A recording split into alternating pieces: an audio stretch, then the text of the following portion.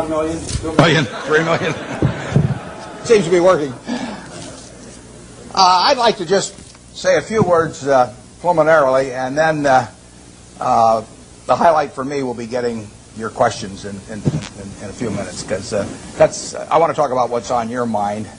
I urge you to throw hard balls. It's more fun for me if you put a little speed on the pitches as they come in. You can ask about anything except last week's Texas A&M game. That's off limits. We have a couple of men here from SunTrust. I was just up at the Coke meeting, and I sit next to Jimmy Williams there, who ran SunTrust for many years, and he wanted to be sure that I wore this SunTrust shirt down here.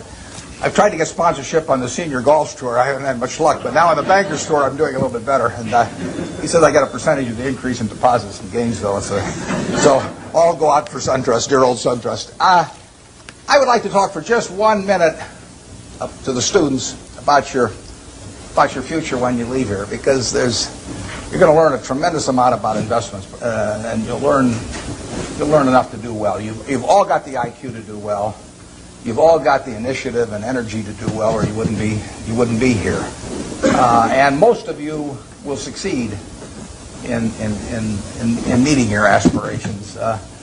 But in determining whether you succeed, there's more to it than intellect and energy. And I'd like to talk for just a second about that. In fact, there was a fellow that Pete Kiewit in Omaha used to say that he looked for 3 things in hiring people. Look for integrity, intelligence, and energy. And he said if that person didn't have the first 2, that the latter 2 would kill him.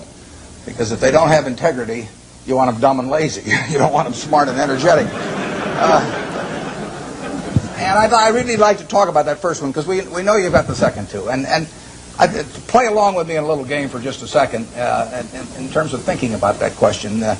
You've all been here, I guess almost all of your second-year MBAs, and you've gotten to know your classmates. And think for a moment that I granted you the right to buy 10% of one of your classmates for the rest of his or her lifetime. Now, you can't pick one with a rich father. That doesn't count. I mean, you've got to pick somebody who's going to do it on their own merit. And I gave you an hour to think about it. Which one are you going to pick among all your classmates as for the one you want to own 10% of for the rest of their lifetime? And are you going to give them an IQ test? Pick the one with the highest IQ?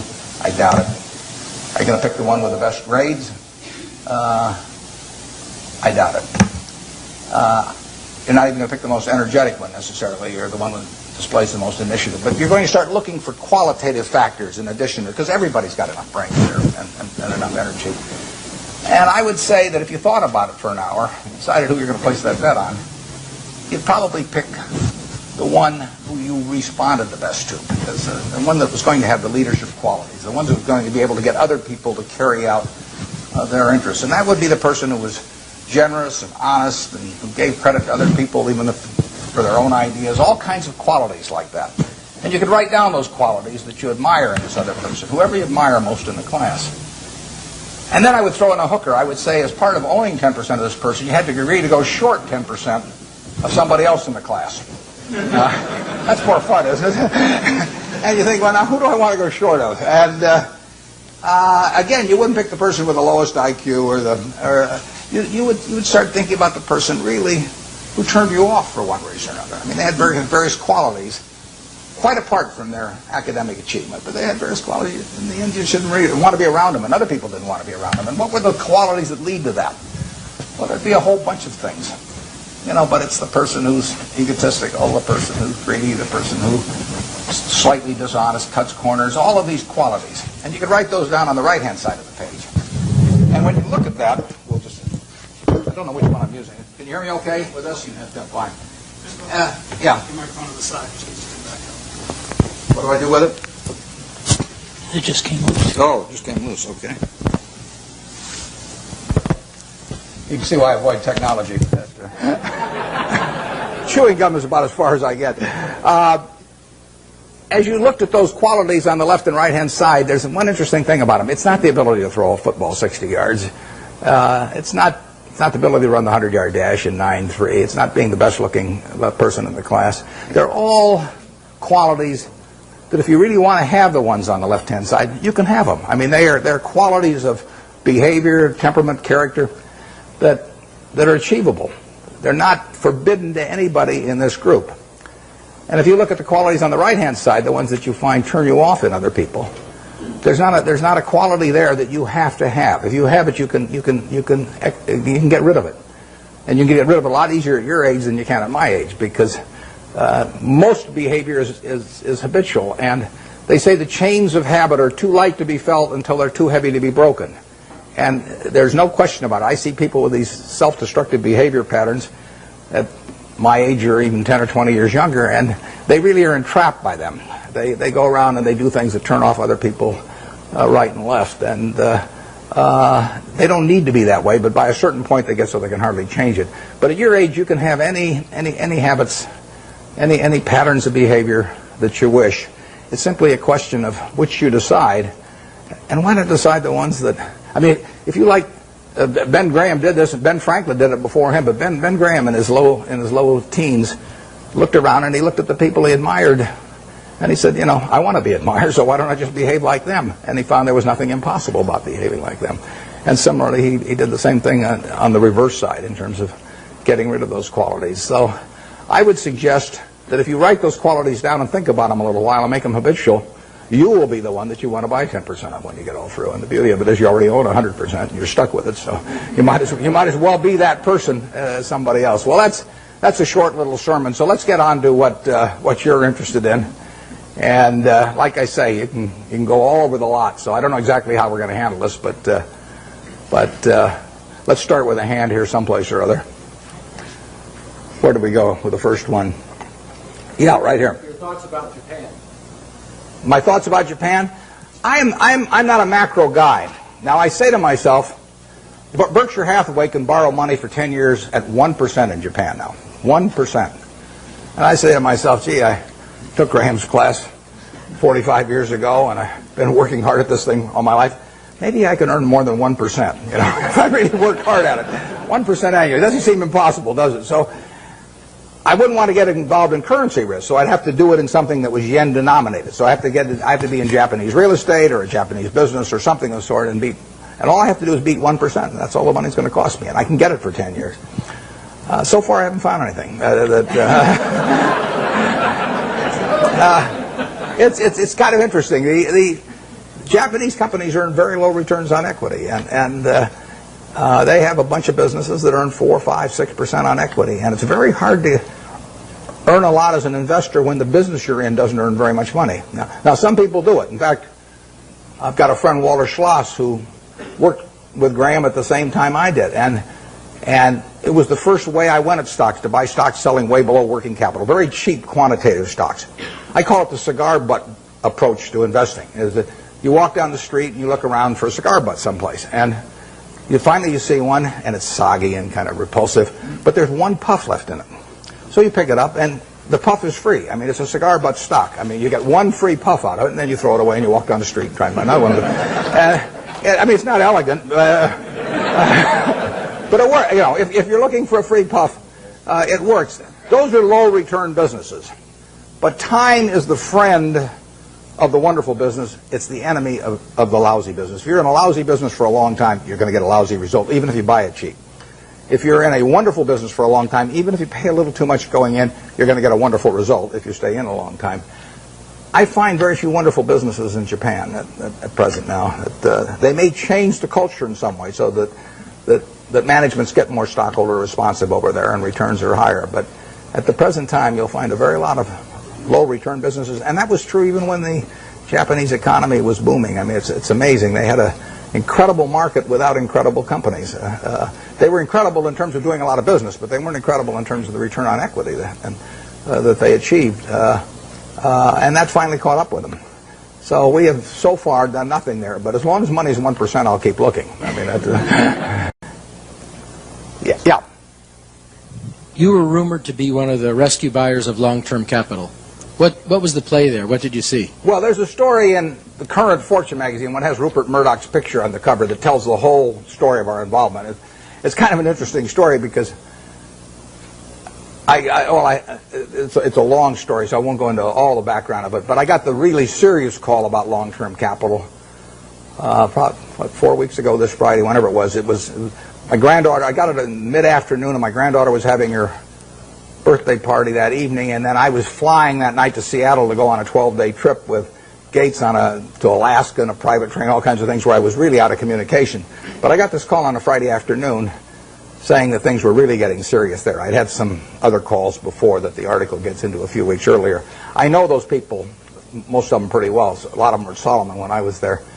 And the place was imploding, and the Fed was sending people up that weekend. And so between that Friday and the following Wednesday, when the New York Fed, in effect, orchestrated a rescue effort, but without any federal money involved, I was quite active, but I was having this terrible time because we were sailing up through these canyons, which held no interest for me whatsoever, in Alaska, and the captain would say, if we just steer over here, we might see some bears and whales. And I said, steer where you get a good satellite connection, because I want. So it was. In fact, there's a picture, unfortunately, where I've got my Old Faithfuls going off behind me, and I've got my back to it. I'm on the phone, which was the people in the group thought it was kind of funny the way I was working the phone. But we put in a bid on Wednesday morning. By then I was in Bozeman, Montana, and I talked to Bill McDonough, the head of the New York Fed, about 10 o'clock. They were having a meeting of the bankers at 10 o'clock that morning in New York, and I caught him. We actually delivered a message to him. He called me out there in Wyoming a little bit before 10 New York time, and we made a bid. It was because it was being done at a long distance and everything. It was really the outline of a bid, but in the end, it was a bid for $250 million, essentially for the net assets of. But we would have put in $3.75 billion on top of that, and it would have been $3 billion from Berkshire Hathaway, $700 million from AIG, and $300 million from Goldman Sachs. And we submitted that, but we put a very short time fuse on it, because when you're bidding on $100 billion worth of securities that are moving around, you don't want to leave a fixed price bid out there very long. Plus, we were worried about it getting shopped. In the end, the bankers made the deal, and. But it was an interesting period. The whole long-term capital management, and I hope most of you are familiar with it, but the whole story is really fascinating, because if you take John Merriweather and Eric Rosenfeld, Larry Hillenbrand, Greg Hawkins, Victor Agani, the two Nobel Prize winners, Merton and Scholes, if you take the 16 of them, they probably have as high an average IQ as any 16 people working together in one business in the country, including at Microsoft or wherever you want to name. So there's an incredible amount of intellect in that room. Now you combine that with the fact that those 16 had extensive experience in the field they were operating. I mean, this was not a bunch of guys who had made their money, selling men's clothing and then all of a sudden went into the securities business or anything. They'd had, in aggregate, the 16 had probably had 350 or 400 years of experience doing exactly what they were doing. And then you throw in the third factor, that most of them had virtually all of their very substantial net worths in the business. So they had their own money up, hundreds and hundreds of millions of dollars of their own money up, super high intellect, working in a field they knew, and essentially they went broke. And that, to me, is absolutely fascinating. I mean, if I ever write a book, it's going to be called Why Smart People Do Dumb Things. My partner says it should be autobiographical, but this might be an interesting illustration. And these are perfectly decent guys. I respect them, and they helped me out when I had problems at Solomon, and so they're not bad people at all. But to make money they didn't have and didn't need, they risked what they did have and did need. And that's foolish. That is just plain foolish. It doesn't make any difference what your IQ is. If you risk something that is important to you for something that is unimportant to you, it just does not make any sense. I don't care whether the odds are 100 to 1 that you succeed or 1,000 to 1 that you succeed. If you hand me a gun with 1,000 chambers, 1,000,000 chambers in it, and there's a bullet in one chamber, and you said, put it up to your temple, how much do you want to be paid to pull it once? I'm not going to pull it. You can name any sum you want, but it doesn't do anything for me on the upside, and I think the downside's fairly clear. So I'm not interested in that kind of a game, and yet people do it financially and without thinking about it very much. There was a great book It wasn't a great book. It was a great title. There was a lousy book written once with a great title by Walter Gutman. The title was You Only Have to Get Rich Once. Now, that seems pretty fundamental, doesn't it? What difference, if you've got $100 million at the start of the year, and you're going to make 10% if you're unleveraged and 20% if you're leveraged 99 times out of 100, what difference does it make at the end of the year whether you've got 110 million or 120 million? Makes no difference at all. I mean, if you die at the end of the year, you know, the guy that writes up the story may make a typo, and he may say 110 even if he had 120, so you've got nothing at all. You know, it makes absolutely no difference. It makes no difference to your family, it makes no difference to anything. And yet, the downside, particularly managing other people's money, is not only losing all your money, but it's disgrace and humiliation and facing friends whose money you've lost and everything. I just can't imagine an equation that makes sense for. And yet 16 guys with very high IQs who are very decent people entered into that game. And, you know, I think it's madness. And it's produced by an over-reliance, to some extent, on things. You know, those guys would tell me back when I was at Solomon, you know, that a 6 Sigma event wouldn't touch us, or a 7 Sigma event. But they were wrong. I mean, their history does not tell you the probabilities of future financial things happening. And they had a great reliance on mathematics, and they felt that the beta of the stock told you something about the risk of the stock. It doesn't tell you a damn thing about the risk of the stock, in my view. And Sigmas do not tell you about the risk of going broke, in my view, and maybe in their view now too. But I don't like to even use them as an example, because they are. I mean, the same thing in a different way could happen to any of us, probably, where we really have a blind spot about something that's crucial because we know a whole lot about something else. It's like Henry Kaufman said the other day. He said the people that are going broke in this situation are just of two types: the ones who knew nothing and the ones that knew everything. And it's sad in a way. I urge you, in anything. We never basically borrow money. I mean, we get float through our insurance business and do things, but I never borrowed money. I never borrowed money when I had $10,000 basically, because what difference did it make? I was having fun as I went along, and it didn't make any difference whether I had $10,000 or $1 million or $10 million, you know, except if I had a medical emergency or something had come along like that. But I was going to do the same things when I had a lot of money as when I had very little money. You know, if you think about the difference between me and you in terms of how we live, you know, we wear the same clothes basically. SunTrust gives me mine, but you,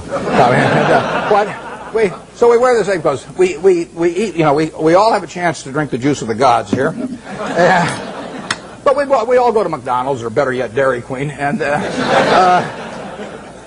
we live in a house that's warm in winter and cool in summer, and we watch Nebraska, Texas A&M on a big screen. You see it the same way I see it. We do everything. Our lives aren't that different. You know, you'll get decent medical care if something happens to you, and I'll get decent medical care. The only thing we do is we travel differently. You know, I ride around this little plane, and I love it. And that takes money. But if you leave that aside, we travel differently. But other than travel, you know, I think about it. Think what can I do that you can't do?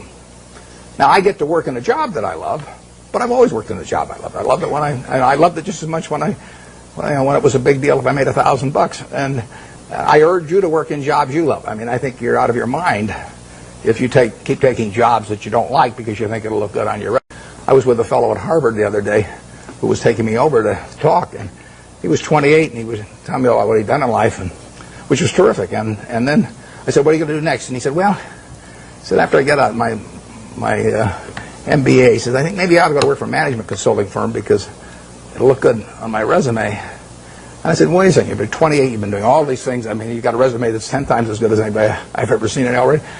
I said, if you take another job you don't like, I said, isn't that a little like saving up sex for your old age? You know, I mean, there comes a time when you ought to just start doing what, you know. So, I think I got the point across to him. But you ought to take a job. When you get out here, take a job you love. Don't take a job that you think is going to look good on your resume. Take a job you love. You may change it later on, but you'll jump out of bed in the morning. I mean, when I got out of Columbia, the first thing I tried to go to work for Graham immediately. I offered to go to work for him for nothing, He said I was overpriced.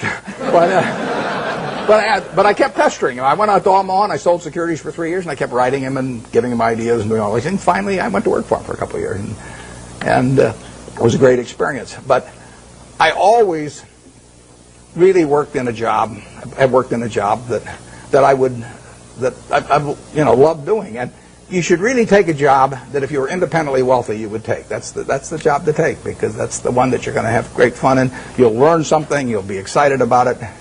And you can't miss. You may go do something else later on, but you'll get way more out of it. And I don't care what the starting salary is or anything of the sort.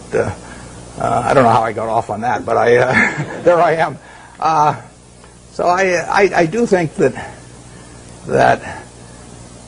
if you think you're going to be a lot happier if you've got 2x instead of x, you're probably making a mistake. I mean,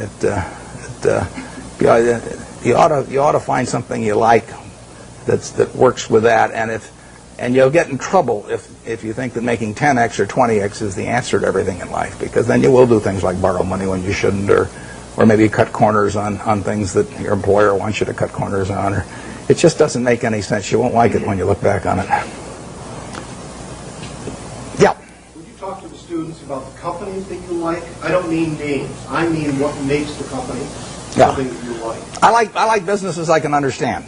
We'll start with that. That narrows it down about 90%. And, I mean, there's all kinds of things I don't understand, but fortunately, there's enough I do understand. And you got this big, wide world out there. Almost every company's publicly owned, so you got all American business practically available to you. Now, to start with, it doesn't make sense to go with things that you think you can understand, but you can understand some things. I can understand this.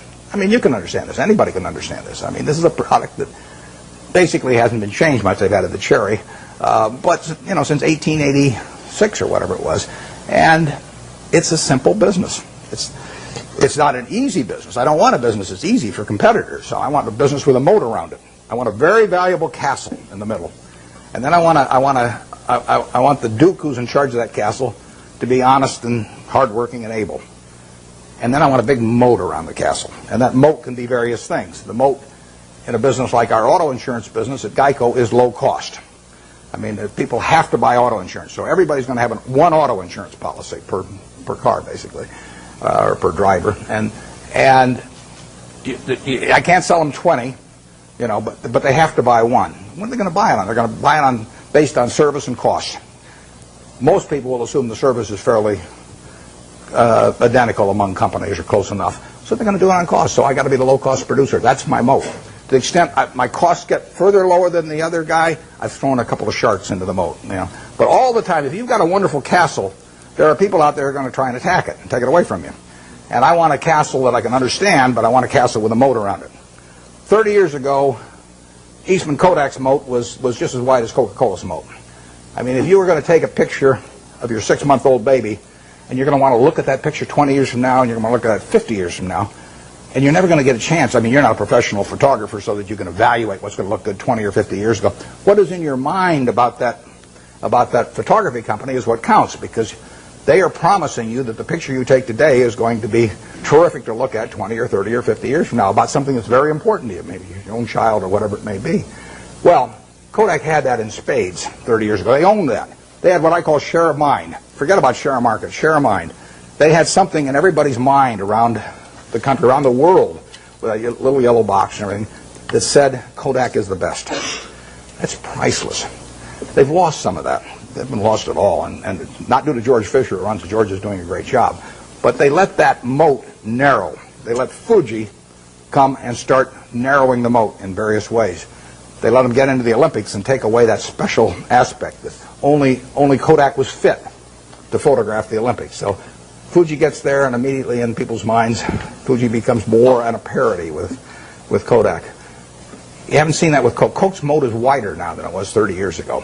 You can't see the moat day by day, but every time the infrastructure gets built in some country that isn't yet profitable for Coke but will be 20 years from now, the moat is widening a little bit. Things are all the time changing that moat in one direction or another. 10 years from now, you can see the difference.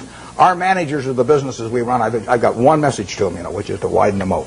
And we want to throw crocodiles and sharks and everything else, gators, I guess, into the moat to keep away competitors. And That comes about through service, it comes about through quality of product, it comes about through cost, it comes about sometimes through patents, it comes about through real estate location.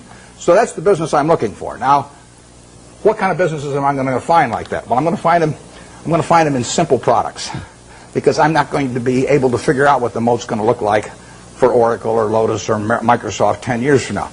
I mean, Gates is the best businessman I've ever run into, and they've got a hell of a position, but I really don't know what that business is going to look like 10 years from now.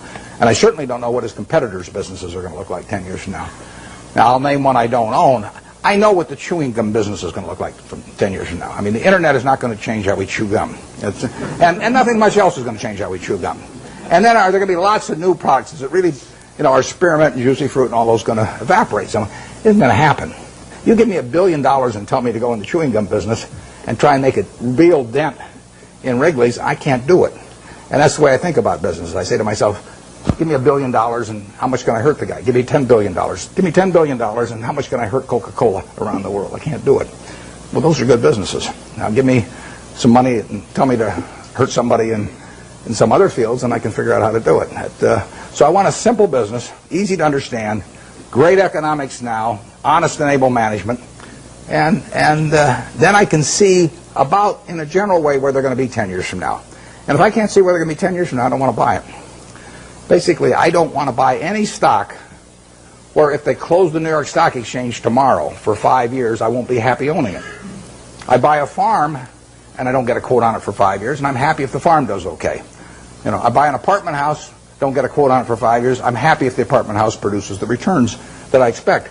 But people buy a stock, and they look at the price the next morning, and they decide whether they're doing well or not doing well. It's crazy, because they're buying a piece of a business. That's what Graham, the most fundamental part of what he taught me. You're not buying a stock, you're buying a part ownership in a business. You will do well if the business does well, and if you didn't pay a totally silly price. And that's what it's all about. And you ought to buy businesses you understand. Just like if you're buying farms, you ought to buy farms you understand. It's not complicated. Incidentally, in calling this Graham Buffett, I mean, it's just pure Graham. I was very fortunate because I picked up a book when I was 19. I got interested in stocks when I was about 6 or 7, and I bought my first stock when I was 11, but I was playing around with all this stuff. I had charts and volume, and I'm making all kinds of technical calculations and everything. And then I picked up a little book, and it just said that you're not buying some little ticker symbol that bounces around every day. You're buying a part of the business. And as soon as I started thinking about it that way, everything else followed. Very simple. So we buy businesses we think we can understand. There's no one here that can't understand the Coca-Cola company. I would say there's no one here that can understand some new internet company. And I said at the annual meeting this year that if I were teaching a class in business school, on the final exam, I would pass out the information on an internet company and ask each student to value it. And anybody that gave me an answer, I'd flunk. I don't know how to do it. But people do it every day. I mean, it's more exciting. I mean, if you look at it like going to the races or something, that's a different thing. But if you're investing, I mean, investing is putting out money to be sure of getting more money back later, at an appropriate rate. And to do that, you have to understand what you're doing it in. I mean, you have to understand the business. And you can understand some businesses, but not all businesses. Warren, so you covered half of it, which is trying to understand the business and buying the business, but you also alluded to getting a return on the amount of capital you invest in the business as an investor.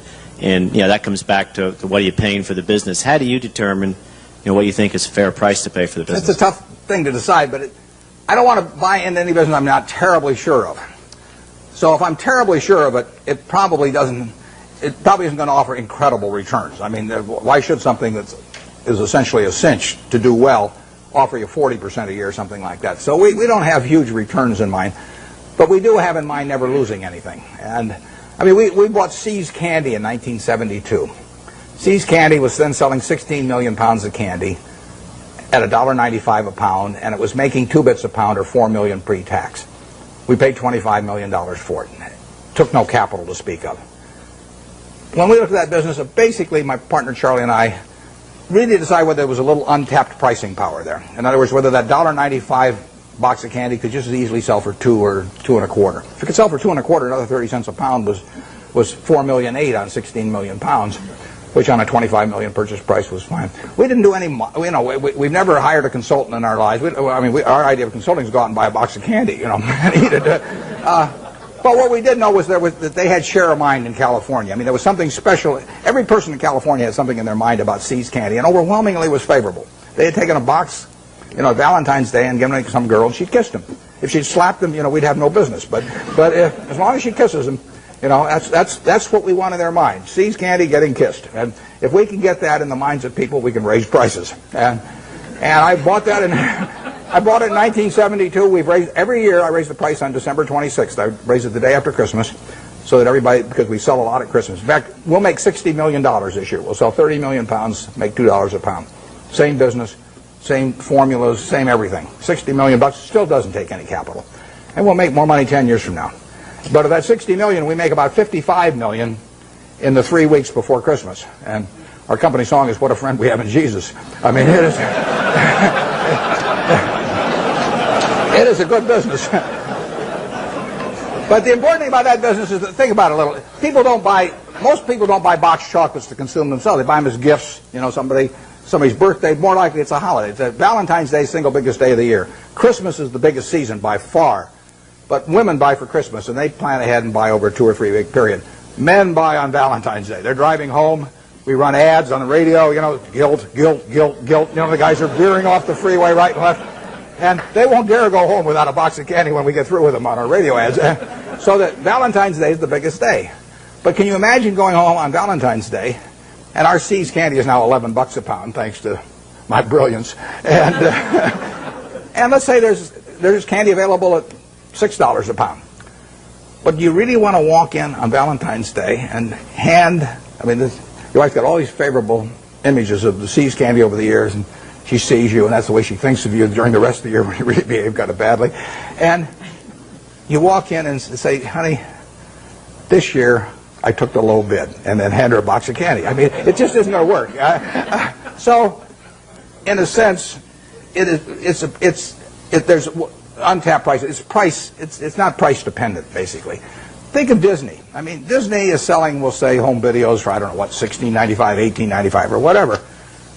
All over the world, people, and we'll say particularly mothers in this case, have something in their mind about Disney. I mean, every person in this room, when you say Disney, has something in their mind about it. If I say Universal Pictures, you don't have anything in your mind. If I say 20th Century Fox, you don't have anything special in your mind. If I say Disney, you've got something in your mind. And that's true around the world. Now picture yourself with a couple young kids, who you want to put away for a couple hours every day so you get a little peace of mind.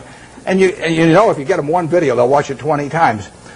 So you go to the video store or wherever you buy the video. Are you going to sit there and premiere, 10 different videos and watch them each for an hour and a half to decide which one your kid should watch? No. I mean, let's say there's one there for $16.95 and the Disney's there for $17.95. If you take the Disney video, you're going to be okay. So you buy it. And you don't have to make a quality decision on something that you don't want to spend the time to do. And so you can get a little bit more money if you're Disney, and you'll sell a lot more videos. It makes it a wonderful business. Makes it very tough for the other guy.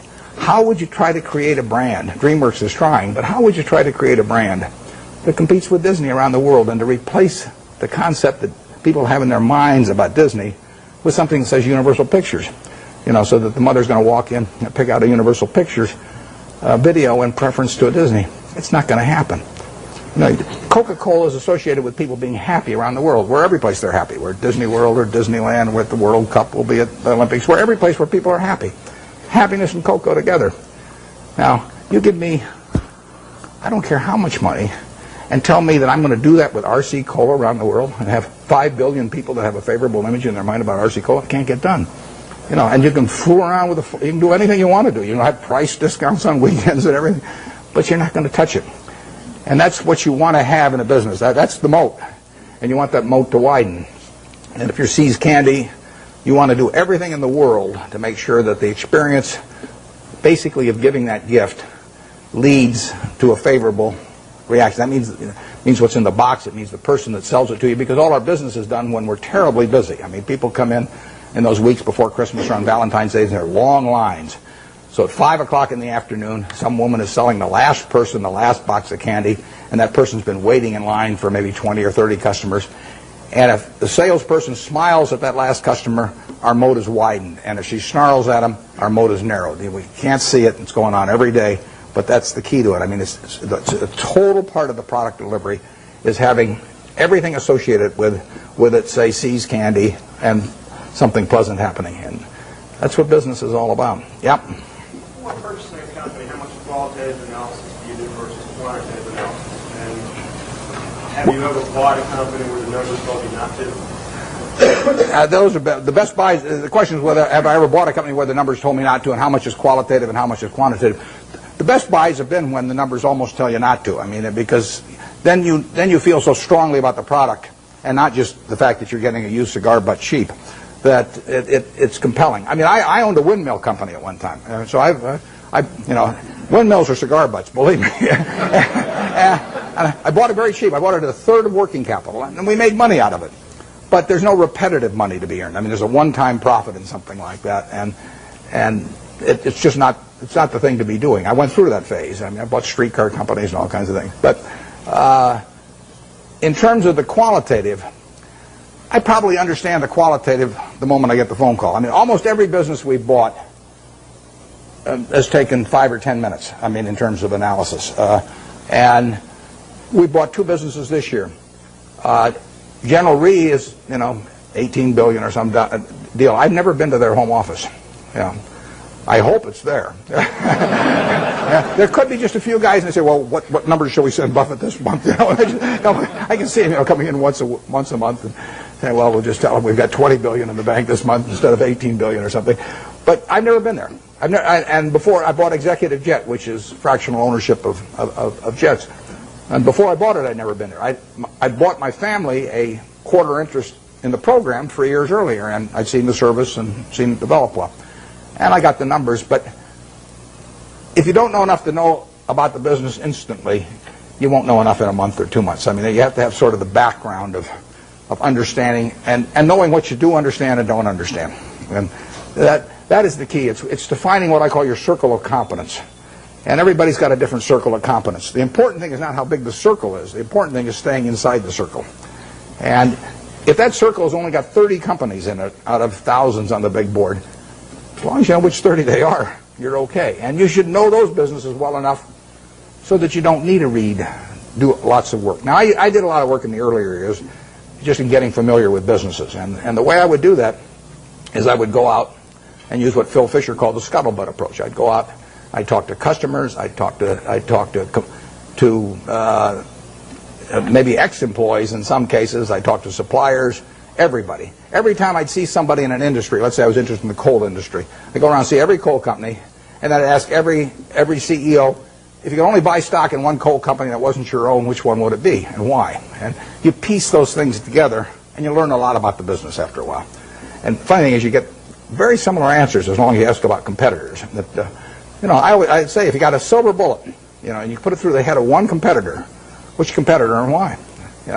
You'll find out who the best guy in the industry is in that case, or the one that's coming up. There's a lot of things you can learn about a business. I've done that in the past on the businesses that I feel I could understand, so I don't have to do much of that anymore.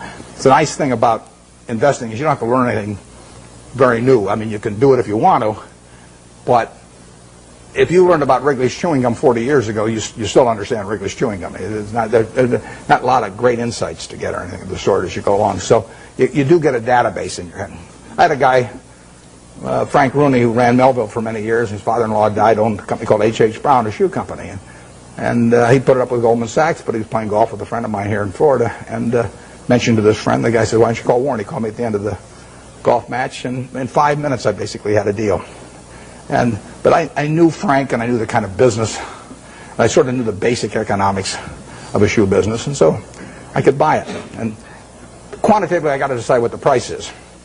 But that's either yes or no. I mean, I don't fool around a lot with negotiations. So if they name a price that makes sense to me, I buy it. And if they don't, I was happy the day before, so I'll be happy the day after without owning it. Yeah. Coca-Cola just announced a drop in expectations in terms of future earnings and forward earnings. And in light of the fact that Coke has a lot of their profits coming in from outside the United States, how do you think the Asian crisis, so to speak, is going to affect Coke, and for that matter, the rest of the country in general? Of question is about the Asian crisis and how it affects a company like Coke that recently announced that the earnings, actually they just announced their third quarter earnings, but a few weeks ago they tipped people off that they were going to be lower in the fourth quarter and so on. Well, basically I love it, but because the market for Coca-Cola products is going to grow far faster over the next 20 years internationally than it will in the United States. It'll grow in the United States on a per capita basis, but it's going to grow faster elsewhere. So the fact that it's going to be a tough period for, who knows, 3 months or 3 years, but it won't be tough for 20 years. I mean, people are still going to, they're going to work productively around the world, and they're going to find that this is a bargain product in terms of the portion of their working day that they have to give up in order to have one of these, or better yet, 5 of them a day, like I do. It's this is a product. In 1936, when I first bought 6 of those for a quarter and sold them for a nickel each, and it was in a 6.5-ounce bottle, and you paid a 2% deposit on the bottle, that was a 6.5-ounce bottle for a nickel at that time. It's now a 12-ounce can, which if you buy it on weekends, or if you buy it in bigger quantities, so much money doesn't go to the packaging, I mean, you essentially can buy the 12 ounces for not much more than 20 cents. So you're paying not much more than twice the per ounce price of 1936. And it is a product that's gotten cheaper and cheaper and cheaper in relative to people's earning power over the years, and which people love. In 200 countries, you have the per capita use going up every year for a product that's over 100 years old, and that dominates the market. I mean, it's unbelievable. One thing that people don't understand is one thing that makes this product is worth tens and tens of billions of dollars. Is one simple fact about really all colas, but we'll call it Coca-Cola for the moment. It happens to be a name I like. Cola has no taste memory. You can drink one of these at 9 o'clock, 11 o'clock, 3 o'clock in the afternoon, 5 o'clock. The one at 5 o'clock will taste just as good to you as the one you drank early in the morning. You can't do that with cream soda, root beer, orange, grape, you name it. All of those things accumulate on you. Most foods and beverages accumulate on you. You get sick of them after a while. And if you eat, I mean, we get these people who go to work for us that seize candy, and we tell them they eat all the candy they want. And the first day they go crazy. But after a week, they're eating about the same amount they'd eat if they were buying it, because chocolate accumulates on, everything accumulates on. There is no taste memory to cola. And that means that you get people around the world that are heavy users that'll drink 5 a day, or Diet Coke maybe 7 or 8 a day or something of the sort. They'll never do that with other products. So you get this incredible per capita consumption. The average person in this part of the world, well, maybe a little north of here, drinks about 64 ounces of liquid a day. And you can have all 64 ounces of that be Coke, and you will not get fed up with Coke if you like it to start with, in the least. But if you do that with almost anything else, if you eat just one product all day, you'll get a little sick of it after a while. And it's a huge factor. So that today, over 1 billion 8-ounce servings of Coca-Cola products will be sold in the world.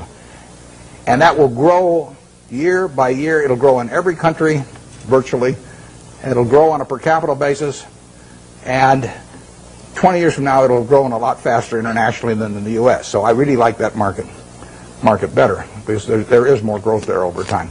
But it will hurt them it is hurting them in the short term right now. But that doesn't mean anything. I mean, Coca-Cola went public in, I think it was 1919. Stock sold for $40 a share.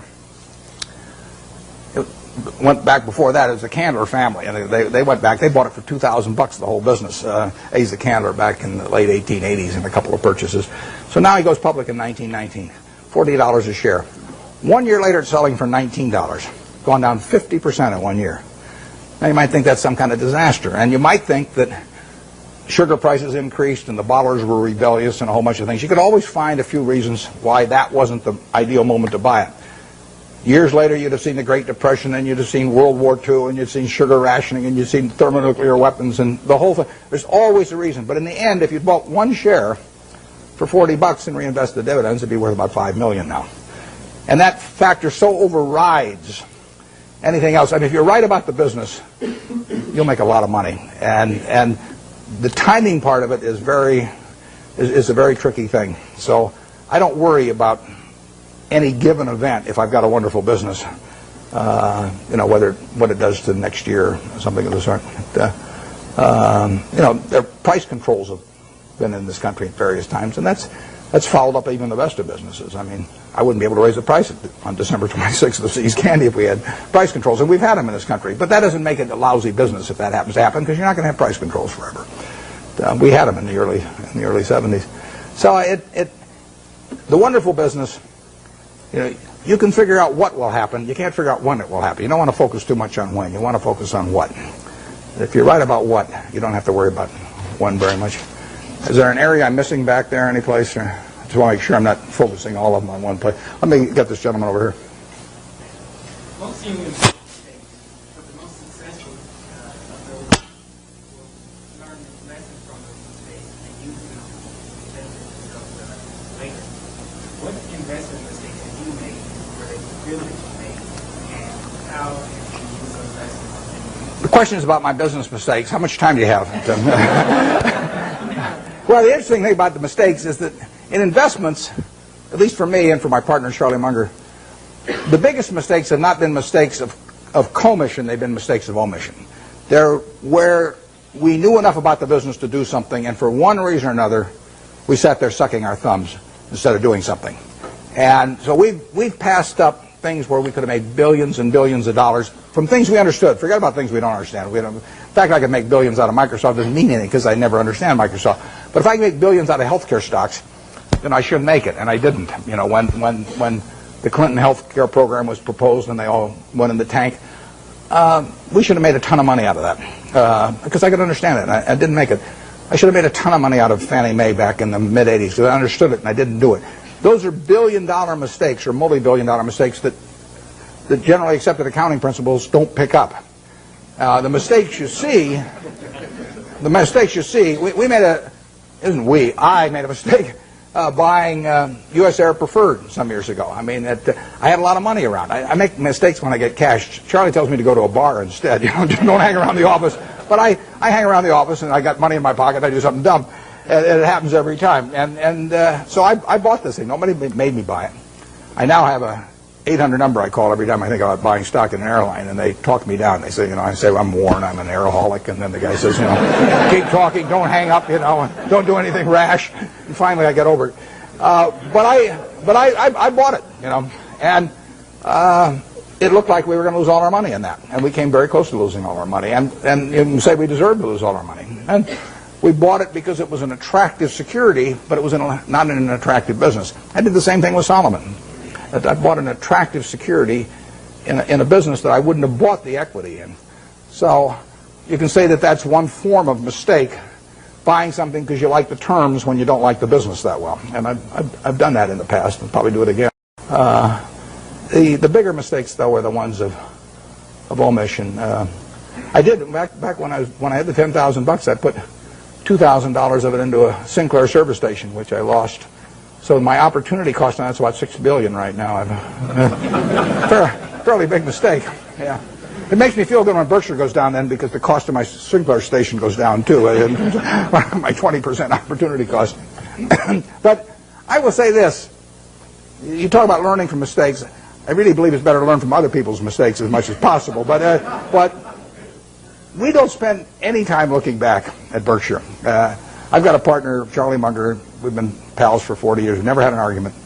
We disagree on things a lot, but we don't have arguments about it, and we never look back. We just figure there's so much to look forward to that there's just no sense thinking about what we might have. It just doesn't make any difference. I mean, you can only live life forward, and you can learn something perhaps from the mistakes, but the big thing to do is stick with the businesses you understand. And so if there's a generic mistake of getting outside of your circle of competence and buying something because somebody tips you on it or something of the sort in an area you don't know anything about, I mean, you should learn something from that, which is that you stay with what you can figure out yourself. I mean, you really want your decision making to be by looking in the mirror and saying to yourself, I'm buying 100 shares of General Motors at 55 because. And I mean, it's your responsibility if you're buying it, and there's got to be a reason. And if you can't state the reason, you shouldn't buy it. If it's because somebody told you about it at a cocktail party, not good enough. I mean, there's just it's got to be something, it can't be because the volume, the chart looks good on it or anything like that. It's got to be a reason you'd buy the business. And we stick to pretty carefully. That's one of the things Ben Graham taught me. Yeah.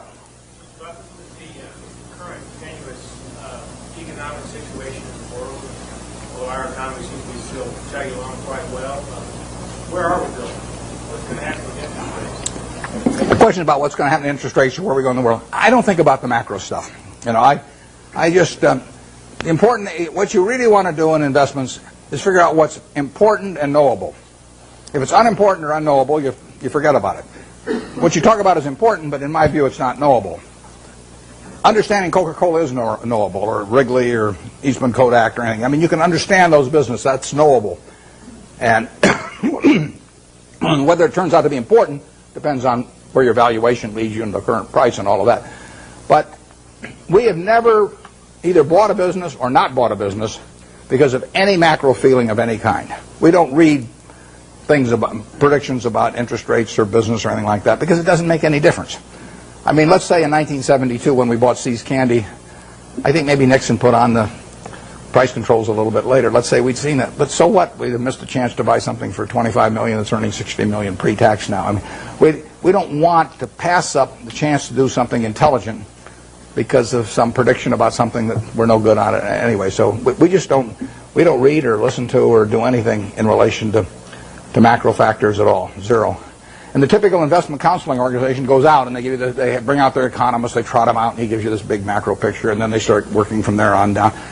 In our view, that's nonsense. And if Alan Greenspan was on one side of me and Bob Rubin on the other side, they were both whispering in my ear exactly what they're going to do the next 12 months. It wouldn't make any difference to me in what I pay for executive jet or general reinsurance or anything else I do.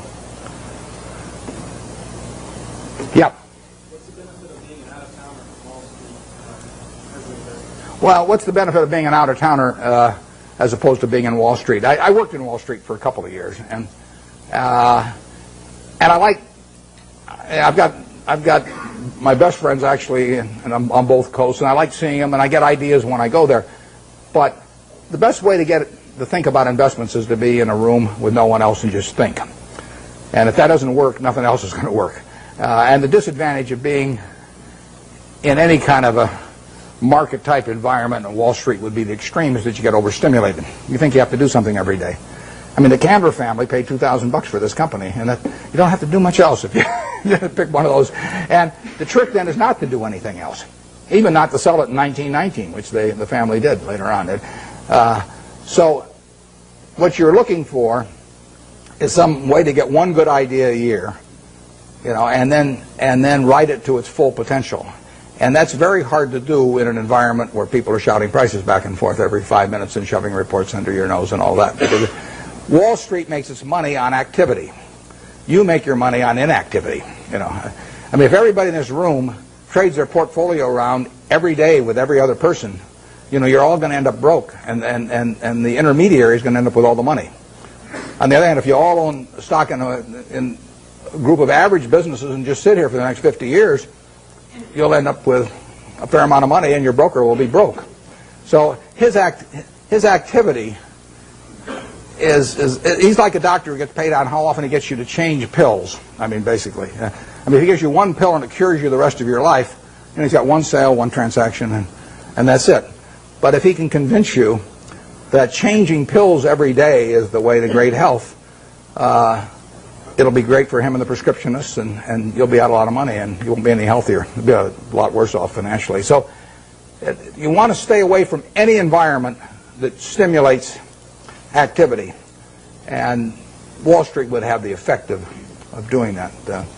I used when I went out to Omaha, I'd go back about once every 6 months, and I'd go back with a whole list of things I wanted to check out one way or another, companies I wanted to see, and I would get my money's worth out of those trips.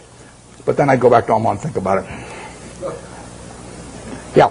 How should an investor evaluate owning shares of Berkshire Hathaway or Microsoft when they don't pay dividends to the investor? Yeah, well, the question with Berkshire Hathaway, the question was about evaluating Berkshire when it doesn't pay any dividends, and it won't pay any dividends either. It's a promise I can keep. All you get with Berkshire, you stick it in your safe deposit box, and then every year you go down and fondle it. You know, you take it out and you fondle it, then you put it back. And I mean, there's enormous psychic reward in that. You don't underestimate it.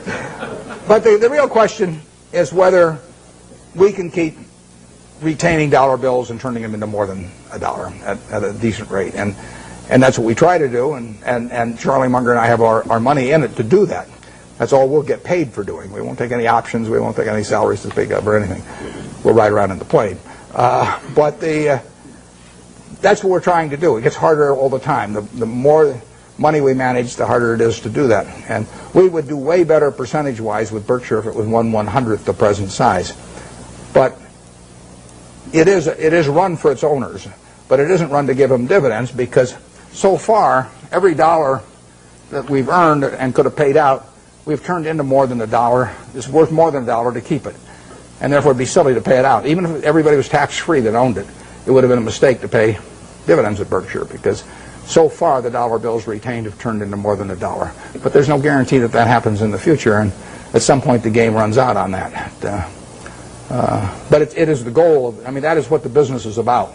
We're not, nothing else about the business do we judge ourselves by. We don't judge it by the size of its home office building or anything of the number of people working around it. We've got 12 people at headquarters. We've got 45,000 employees at Berkshire and 12 people at headquarters, 3,500 square feet. And we won't change it. So we will judge ourselves by the performance of the company. And that's the only way we'll get paid.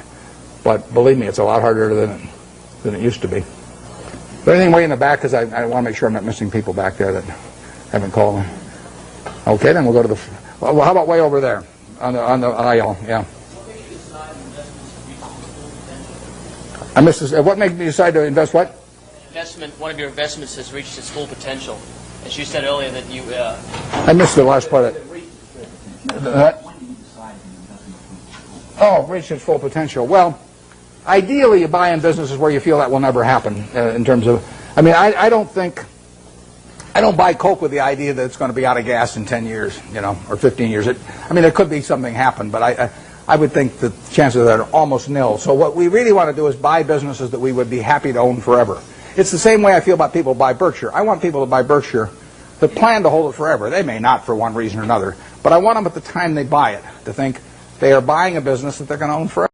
And I don't say that's the only way to buy things. It's just that's the group I want to have join me, because I don't want to have a changing group all the time. I measure Berkshire by how little activity there is in it. If I had a church and I was the preacher and half the congregation left every Sunday, I wouldn't say, oh, this is marvelous because I have all this liquidity among my members, There's terrific turnover, I would rather get a church where all the seats are filled, every Sunday by the same people. Well, that's the way we look at the businesses we buy. We want to buy something that we're really happy to own virtually forever. And we can't find a lot of those. And back when I started, I had way more ideas than money, so I was just constantly having to sell what I thought was the least attractive stock in order to buy something that I just discovered that looked even cheaper. But that's not our problem really now. And so we hope we're buying businesses that we're just as happy with 5 years from now as now. And if we ever found some huge acquisition, then we'd have to sell something maybe to make that acquisition. But that would be a very pleasant problem to have. We never buy something with a price target in mind. I mean, we never buy something at 30 saying if it goes to 40, we'll sell it, or 50 or 60 or 100. We just don't do it that way any more than when we buy a private business like See's Candy for $25 million. We don't say to ourselves, if we ever got an offer of $50 million for this business, we'd sell it. That's just not the way to look at a business. The way to look at a business is this going to keep producing more and more and more money over time? And if the answer to that is yes, you don't need to ask any more questions. Yeah, way back there. Those same principles in mind, what were your motivations for taking a piece of Solomon and similarly long-term capital? And how did you come up with the valuation? Well, Solomon, like I said, I went into that because it was a 9% security in 1987, September 1987. The Dow was up 35% that year. We'd sold a lot of stuff, and I had a lot of money around. It looked to me like we were never going to get a chance to do anything. So I took an attractive security form in a business I would never buy the common stock of. And I went in because of that, and I think that's generally a mistake. It worked out okay finally on that, but it's not what I should have been doing. I should have I either should have waited, in which case I could have bought more Coca-Cola a year later or thereabouts, or I should have even bought Coke at the prices it was selling at then, even though it was selling at a pretty good price at the time. So that was a mistake. On long-term capital, we have learned other businesses that are associated with securities over the years. And, I mean, one of them is arbitrage. I've done arbitrage for 45 years, and Graham did it for probably 30 years before that. And that's a business, unfortunately, I have to be near a phone for, and I have to really run out of the office myself, because it requires being more sort of market attuned, and I don't want to do that anymore. So unless a really big arbitrage situation came along that I understood, I won't be doing much of that. But I've probably been in 300 arbitrage situations at least in my life, maybe more. And it was a good business, perfectly good business. Long-term capital has a bunch of positions. They got tons of positions, but the top 10 are probably 90% of the money that's at risk. And I know something about those 10 positions. I don't know everything about them by a long shot. But I know enough where I would feel okay at a big discount going in, and we would have the staying power to hold it out. We might lose money on something like that, but the odds are with us. That's a game that I understand. There's a few other positions we have that aren't that big because they can't get that big, but they could involve yield curve relationships or on the run, off the run governments or things like that are just things you learn over time if you're around securities markets. They're not the base of our business.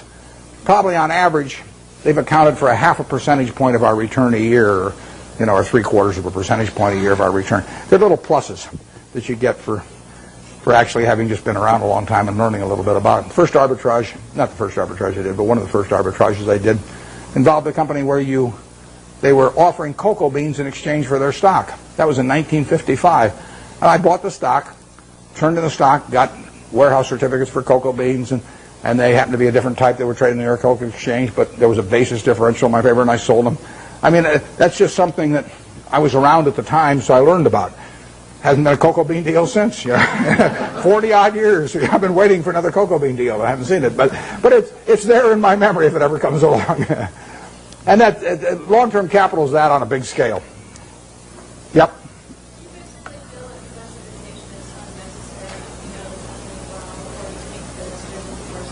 The question is about diversification, and I've got a dual answer to that. If you are not a professional investor, if your goal is not to manage money in such a way as to get a significantly better return than the world, then I believe in extreme diversification. I mean, so I believe 98 or 99%, maybe more than 99% of people who invest should extensively diversify and not trade. So that leads them to an index fund type of decision with very low costs. Because all they're going to do is own a part of America. And they made a decision that owning a part of America is worthwhile. I don't quarrel with that at all. That is the way they should approach it, unless they want to bring an intensity to the game to make a decision and start evaluating businesses. But once you're in the business of evaluating businesses, and you decide that you're going to bring the effort and intensity and time involved to get that job done, then I think that diversification is a terrible mistake to any degree. And I got asked that question when I was at SunTrust the other day. And if you really know businesses, you probably shouldn't own more than 6 of them. I mean, if you can identify 6 wonderful businesses, that is all the diversification you need, and you're going to make a lot of money. And I will guarantee you that going into a 7th one is going to, rather than putting more money in your first one, it's got to be a terrible mistake. Very few people have gotten rich on their 7th best idea, but a lot of people have gotten rich on their best idea. So I would say that for anybody working with normal capital who really knows the businesses they've gone into, a 6 is plenty, and I'd probably have half of it in what I liked best. I don't diversify personally. I mean, and all the people I know that have done well, with the exception of, we mentioned Walter Schloss earlier. Walter diversifies a lot. He owns a little of everything. I call him Noah. He's got 2 of everything. Yeah. How do you differentiate the Coca-Colas of the world from the Procter & Gamble's of the world? Well, Procter & Gamble's a very, very good business. Strong distribution capabilities, lots of brand names and everything. But if you ask me, if I'm going to go away for 20 years, to put all my family's net worth in one business, but I'd rather have Procter & Gamble or Coke. Actually, Procter & Gamble's a little more, it'd be more diversified among product line, but I would feel sure of Coke than Procter & Gamble. I wouldn't be unhappy if somebody told me I had to own Procter & Gamble during that 20-year period. I mean, that would be in my top 5% because they are not going to get killed. But I would feel better about the unit growth and the pricing power of a Coke over 20 or 30 years than I would about a Procter & Gamble. Right now, the pricing power might be tough, but you think of billion servings a day, an extra penny, $10 million a day. We own 8% of it. That's $800,000 a day for Berkshire Hathaway. You get another penny out of the stuff. Doesn't seem impossible, does it? I mean, it's worth another penny, but it doesn't. Right now, it'd be a mistake to try and get it in most markets. But over time, Coke will make more per serving than it does now. 20 years from now, I'll guarantee it'll make more per serving. They'll be selling a whole lot more servings. I don't know how many. I don't know how much more, but I know that. P&G's main products, I don't think they have the kind of dominance, and they don't have the kind of unit growth, but they're good businesses. I would not be unhappy if you told me that I had to put my family's net worth in P&G, and that was the only stock I could own. I would, I might prefer some other names, but there aren't 100 other names I would prefer. Yeah. On that same model about McDonald's, we go away for 20 years on that. McDonald's, the question's about McDonald's and going away for 20 years. McDonald's has got a lot of things going for it, and particularly abroad again. I mean, their position abroad in many countries is stronger relatively than here. It's a tougher business over time. People do not want to eat, exception to the kids when they're giving away Beanie Babies or something, people do not want to eat at McDonald's every day. I mean, if people are drinking Coke today, they drink 5 of them today, they'll probably drink 5 tomorrow. The fast food business is tougher than that.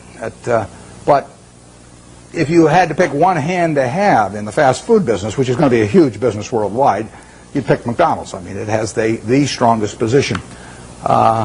It doesn't win taste tests, with adults. It does very well with children, and it does fine with adults. But it is not like it's a clear winner. And it's gotten into the game in recent years of being more price promotional, and you remember the experiment a year ago or so, and so it's gotten more dependent on that rather than just selling the product by itself. I like a product by itself sells. I feel better about Gillette if people buy the Mach 3 because they like the Mach 3 than if they get a Beanie Baby with it. So I just think it's fundamentally a stronger product if that's the case, and it probably is. We own a lot of Gillette, and you can sleep pretty well at night if you think of a couple billion men with their hair growing on their faces. You go to, it's growing all night while you sleep, and women have 2 legs. It's even better. So it beats counting sheep. And those are the kind of business. But if you think, what promotion am I going to put out there against Burger King next month? And what if they sign up Disney and I don't get Disney? And I mean, that is, I like the products that stand alone, absent promotional or price appeals. Although you can build a very good business based on that, and McDonald's is a terrific business. It's not as good a business as Coke, but there really are hardly any. It's a very good business, and if you bet on one company in that field, aside from Dairy Queen, of course, you want to bet on McDonald's. We bought Dairy Queen here a while back. That's why I'm plugging it shamelessly here. Yeah, way back there. What do I think of what? The electric utility industry. Well, I've thought about that a lot because you can put big money in it, and I've even thought of buying entire businesses. There's a fellow in Omaha actually that's done a little of that through Cal Energy, but I don't quite understand the game in terms of how it's going to develop with deregulation. I mean, I can see how it destroys a lot of value for the high-cost producer, once they're not protected by a monopoly territory. And I don't for sure see who benefits and how much. I mean, obviously the guy with very low-cost power, some guy that's got hydropower, at 2 cents a kilowatt or something like that, has got a huge advantage. But how much of that he's going to get to keep and everything, or how extensively he can send that outside his natural territory, I haven't been able to figure that out so that I really think I know what the industry is going to look like in 10 years. But it is something I think about, and if I ever develop any insights, that call for action, I'll develop, I will act on them. But because I think I can understand the attractiveness of the product, and it's all of that, all of the aspects of certainty of user need, and the fact that it's a bargain and all of that. I understand. I just don't understand who's going to make the money in it 10 years from now, and that keeps me away. Yeah. Who do you think that the market has favored the large cap blue chip stocks over the small cap stocks over the next couple of years? The question is large caps versus small caps, and why have large caps overperform. I don't know the answer to that. We don't think we don't care whether companies large cap, giant cap, middle cap, small cap, micro cap. It doesn't make any difference. I mean, the only question to us is, can we understand the business? Do we like the people running it? And does it sell for a price that is attractive? From my personal standpoint, running Berkshire now, because we've got pro forma for Gen Re, I don't know what we have, maybe 75 or 80 billion dollars to invest, and I only want to invest in about 5 things. So I'm really limited to very big companies. But if I were investing $100,000, I wouldn't care whether something was large cap or small cap or anything. I would just look for businesses I understood. Now, I think that on balance, large cap companies as businesses have done extraordinarily well the last 10 years and way better than people anticipated they would do. I mean, you really have American business earning close to 20% on equity, and that's something nobody dreamed of, and that's being produced by very large companies in aggregate. So you've had this huge revaluation upward because of lower interest rates, and then much higher returns on capital. And you know, if American business is really a bond, disguised bond that earns 20%, has a 20% coupon, it's much better than if it's a bond with a 13% coupon. And that's happened with big companies in recent years. Whether it's permanent or not is another question. I'm skeptical of that, but I wouldn't even think about, except for questions of how much money we run, I wouldn't even think about the size of the business. A good small See's Candy was a $25 million business when we bought it. I mean, if I could find one just like it now, even as big as we are, you know, I'd love to buy it. It's the certainty of it that counts. Yeah, way over there. You mentioned earlier that in buying stock, almost every company is public. And one thing until the last 5 years, real estate has been primarily private. We're now seeing a great securitization of real estate. And what is your insights into the industry? Yeah, you're talking about real estate equity. There's been securitization, enormous securitization of the debt, too, of real estate.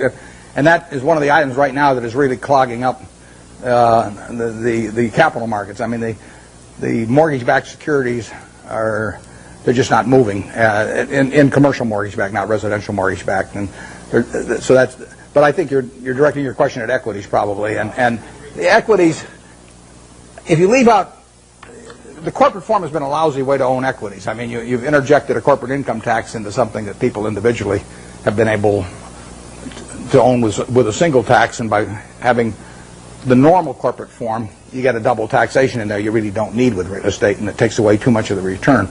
REITs have, in effect, created a conduit so that you don't get the double taxation, but they also generally have fairly high operating expenses. And if you get real estate, let's just say you can buy fairly simple types of real estate on an 8% yield or thereabouts, and you take away maybe close to 1 or 1, maybe even 1.5% by the time you count stock options and everything. It's not a terribly attractive way to own it. Maybe the only way a guy with $1,000 or $5,000 can own it.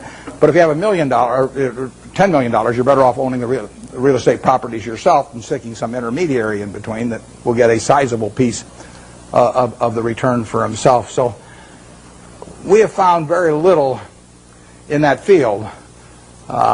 You'll see an announcement in the next couple of weeks that may belie what I'm telling you here on one thing. So I don't want you to think I was double-crossing you up here. But generally speaking, we've seen very, very little in that field that gets us excited. People sometimes get very, very confused about. They'll look at some huge land company. I'll take one that won't evoke any emotional reactions on the part of anybody, like Texas Pacific Land Trust, which has been around over 100 years and got a couple million acres in Texas. And they'll take the they'll sell 1% of their land every year, and they'll take that as applying to everything and come up with some huge value compared to the market value. But that's nonsense if you really own the property. I mean, you can't move. You can't move 50% of the properties or 20% of the properties. It's way worse than an illiquid stock. So you get these. I think you get some very silly valuations placed on a lot of real estate companies by people that don't really understand what it's like to own one and try to move large quantities of property. REITs have behaved terribly in the market this year, as you know, and it's not at all inconceivable they would become a class that would get so unpopular that they would sell at significant discounts from what you could sell the properties for.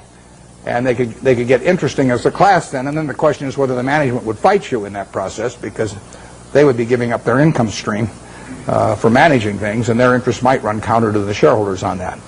I've always wondered about the REITs that say, our assets are so wonderful and they're so cheap, and then they go out and sell stock. I mean, there's a contradiction in that. If they say our stock at 28 is very cheap, and then they sell a lot of stock at 28 less an underwriting commission, it doesn't. There's a disconnect there, and so. But it's a field we look at. I mean, Charlie and I can understand real estate, and we would be open for very big transactions periodically. And if there was a long-term capital management situation and translated to real estate, we would be open to that. The trouble is, so many other people would be too, that it would be unlikely to go at a price that would really get us excited. Way back there. Understanding your theory that sort of a down market is good for net savers, could you sort of give us your thoughts as to where the market's going, its downward trend, and long-term profit or long-term profit? Well, I've got no idea where the market's going to go. I prefer it going down, but I haven't.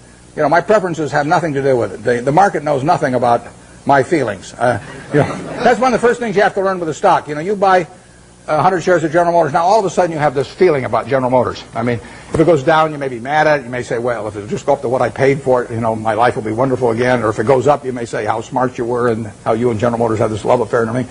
You've got all these feelings. Stock doesn't know you own it. Stock just sits there. It doesn't care what you paid. It doesn't care that you owned it or anything. So any feeling I have about the market is not reciprocated. I mean, it is the ultimate. It is very cold shoulder we're talking about here.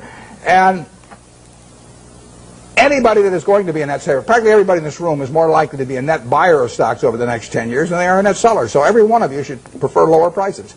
I mean, if you're going to be a net eater of hamburger in the next 10 years, you want hamburger to go down unless you're a cattle producer. And if you're going to be a buyer of Coca-Cola and you don't own Coke stock, you hope the price of Coke goes down. I mean, you're looking for it to be on sale this weekend at your supermarket. You want it to be down on the weekends, not up on the weekends when you're going to attend the supermarket. Your stock exchange is a big supermarket of companies. And you're going to be buying stocks. What do you want to have happen? You want those stocks to go down, way down.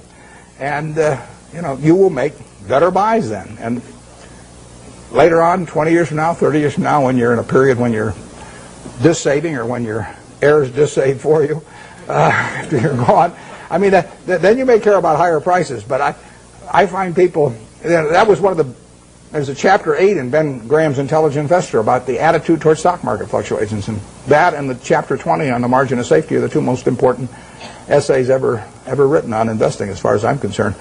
Because when I read chapter 8 when I was 19, I figured, I just figured out what I just said, but it's obvious. I didn't figure it out myself, though. It was explained to me. I'd probably gone another 100 years if I had read it. Still thought it was good when my stocks were going up. Now we want things to go down, but I have no idea what the stock market's going to do. I never do. I never will. It's not something that I think about at all. When it goes down, I look harder at what I might buy that day, because I know there's more likely to be some merchandise there that I can use my money effectively in. Okay, Warren, we'll take one more question from the audience. Okay, I'll let you pick who gets it then. You can be the guy.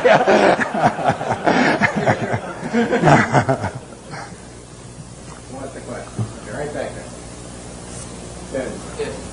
If you live it again, study your life again, then what would you like to do to have a happier life? Yeah, I would say, and this is going to sound disgusting. The question is, what would I do if I were going to live over again and have a happier life? The only thing I might do is select a gene pool where people live to be 120 or something that I came from. But I've been extraordinarily lucky. I mean, I use this example. I'll take a minute or two because I think it's worth thinking about a little bit. Let's just assume that it was 24 hours before you were born, and a genie came to you, and he said, Herb, you look very promising, and I've got a big problem. I've got to design the world in which you're going to live. And he says, I've decided the hell with it. It's too tough. You design it. So you've got 24 hours. You figure out what the social rules should be, the economic rules, the governmental rules, and you're going to live under those, and your kids are going to live under them, and their kids are going to live under. And you say, I can design anything? And Ginny says, yeah, you can do it. And you say, well, there must be a catch. He says, well, there is a catch. You don't know whether you're going to be born black or white, rich or poor, male or female, infirm or able-bodied, bright or retarded. All you know is you're going to take one ball out of a barrel that's got 5.8 billion. You're going to participate in what I call the ovarian lottery. You're going to get one ball out of there. And that is the most important thing that's ever going to happen to you in your life, because that is going to control whether you're born here or in Afghanistan, or whether you're born with an IQ of 130 or an IQ of 70. It's going to determine a whole lot. And you're going to go out of the world and you're going to have that ball. Now, what kind of a world do you want to design? Well, I think that's a good way to look at social questions, because not knowing which ball you're going to get, you're going to want a ball that you're going to want design a system that's going to produce lots of goods and services, because you're going to want people on balance to live well. And you're going to want it that produces more and more, so your kids live better than you do and your grandchildren live better than the kids. But you're also going to want a system that, if it does produce lots of goods and services, does not leave behind a person that accidentally got the wrong ball and is not well wired for this particular system. See, I'm ideally wired for the system I fell into here. I mean, I came out and I got something that enables me to allocate capital. You know, nothing so wonderful about that. If all of us were stranded on a desert island, you know, we all landed there and we're never going to get off of it, the most valuable person would be the one that could raise the most rice, you know, over time. And you know, I could say, well, I can allocate capital. How about paying me? And you wouldn't get very excited about that. So I am in the right place. I mean, Gates says if I'd been born, you know, a few million years ago, I'd been some animal's lunch. You know, he says you can't run very fast, you can't climb trees, you can't do anything. You've just been chewed up in the first day. So he says you're lucky you were born today, and I am. But the question, getting back, one question you can ask yourself, incidentally, is here is this barrel with 5.8 billion balls. Everybody in the world. If you could put your ball back, and then they took out at random 100 other balls, and you had to pick one of those, would you put your ball back in? Now, those 100 balls that you're going to get out, roughly 5 of them will be American. So there's 95 versus 5. So you're only going to have 5 balls. If you want to be in this country, you're only going to have 5 balls now left. You know, half of them are going to be women, half of them are going to be men. I'll let you all decide how you vote on that one. Half of them are going to be below average intelligence, half are going to be above. I mean, you want to put your ball back? Most of you, I think, will not want to put that ball back to get 100. So what you're saying is, I'm in the luckiest 1% of the world right now, sitting in this room, top 1% of the world. Well, that's the way I feel. I mean, I've been lucky to be born where I was, because it was 50-1 against me in the United States when I was born. Lucky with parents, lucky with all kinds of things, and then lucky to be wired in a way that in a market economy pays off like crazy for me. Doesn't pay off for somebody who's absolutely as good a citizen as I am, you know, leading Boy Scout troops, teaching Sunday school, whatever, raising fine families, but he just doesn't happen to be wired in the same way I am. So I've been extremely lucky, so I would like to be lucky again. And if I'm lucky, then the way to do it is to play out that game and do something you enjoy, you know, all your life, and be associated with people you like. I only work with people I like. You know, I don't. If I could make $100 million by buying a business with some guy that caused my stomach to churn, I'd say no, because I say that's just like marrying for money, which probably isn't a very good idea in any circumstances. But if you're already rich, it's crazy, right? So I am not going to marry for money. So I would really do almost exactly what I've done, except I don't think I'd have bought the U.S. Air. Thanks.